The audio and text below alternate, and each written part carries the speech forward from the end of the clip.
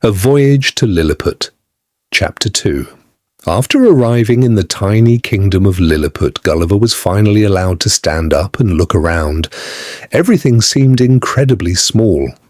The fields looked like flower gardens, and the town resembled a miniature city from a toy theatre. One day, the Emperor of Lilliput came to see him in person. The Emperor was tiny compared to Gulliver, but carried himself with great confidence and dignity. He rode up on horseback and carefully examined the giant stranger. Although neither of them could understand the other's language, they tried to communicate through gestures and signs.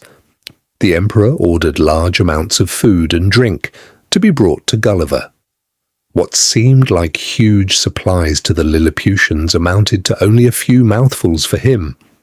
The Emperor and his court were amazed by the giant's appetite.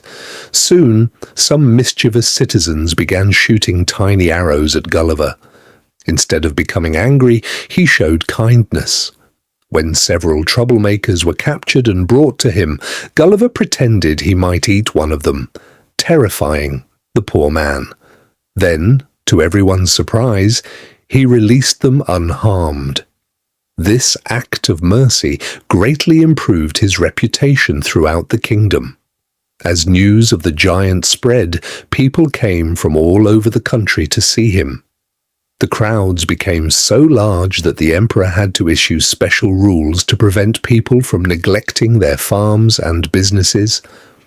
Meanwhile, the Emperor and his advisors debated what to do with Gulliver. Some feared he might escape and destroy the kingdom. Others worried that feeding him would cost too much food. A few even suggested killing him. However, after hearing about his gentle treatment of the captured citizens, the Emperor decided to treat him kindly. The government arranged for hundreds of servants to care for Gulliver. Tailors were ordered to make him clothes, and teachers were assigned to help him learn the Lilliputian language. Gulliver studied hard and soon began to understand and speak a little. Every day he politely asked for his freedom.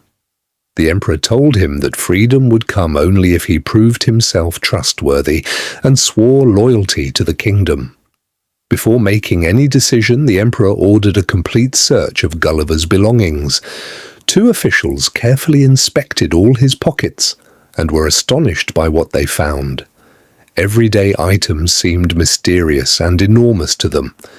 His handkerchief looked like a giant cloth, his comb appeared to be a strange machine, and his watch fascinated them so much that they believed it might be a god that Gulliver consulted. The officials also discovered more dangerous items. Gulliver carried a sword, pistols, bullets, and gunpowder. When asked, he willingly handed them over. To demonstrate the power of a pistol, he fired it into the air. The explosion was so loud that many people fell to the ground in terror, believing some terrible disaster had occurred. The Emperor was shocked, but impressed.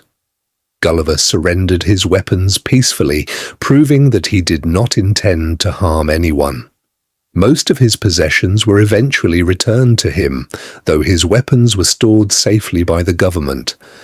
By the end of these events, Gulliver had gained the Emperor's trust and the admiration of many Lilliputians. Although he was still a prisoner, he was no longer seen as a dangerous monster.